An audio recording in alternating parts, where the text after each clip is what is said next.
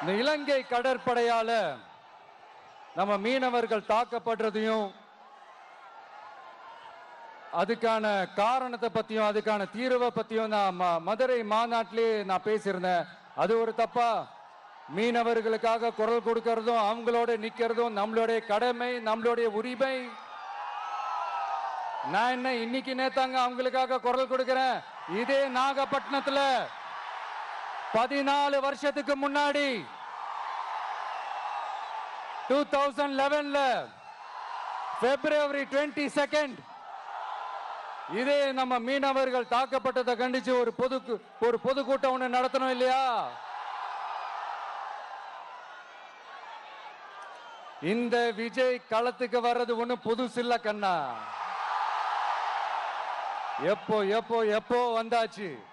என்ன ஒண்ணு, முன்னாடிலாம் விஜய் மக்கள் இயக்கம் என்ற அந்த இயக்கமா நிற்போம்.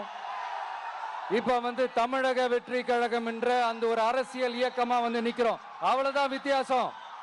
அன்னைக்கும் சரி, இன்னைக்கும் சரி, இனிமேலும் சரி, மக்களுக்காக மக்களோட நிக்கிறது தான். இது புரிய வேண்டியவங்களுக்கு புரிஞ்சா சரி. வெற்றி பேரணியில் தமிழ்நாடு என்று தமிழக வெற்றி கழக தலைவர் விஜய் நாகப்பட்டினத்தில் பிரச்சாரம் மேற்கொண்ட போது இலங்கை கடற்படையால நம்ம மீனவர்கள் தாக்கப்படுறதையும் அதுக்கான காரணத்தை பத்தியும் அதுக்கான தீர்வை பத்தியும் மதுரை மாநாட்டில் நான் பேசியிருந்தேன். மீனவர்களுக்காக குரல் கொடுக்கிறதும் அவங்களுக்காக நிக்கிறதும் நம்முடைய கடமை, நம்முடைய உரிமை. நான் என்ன இன்னைக்கு நேத்து அவங்களுக்காக குரல் கொடுக்கிறேன். இதே நாகப்பட்டினத்துல 14 வருஷத்துக்கு முன்னாடி 2011 பிப்ரவரி 22ல இதே நம்ம மீனவர்கள் தாக்கப்பட்டதை கண்டிச்சு ஒரு பொதுக்கூட்டம் ஒண்ணு நடத்தணும் இல்லையா? இந்த விஜய் களத்துக்கு வர்றது ஒன்னும் புதுசு இல்ல கண்ணா.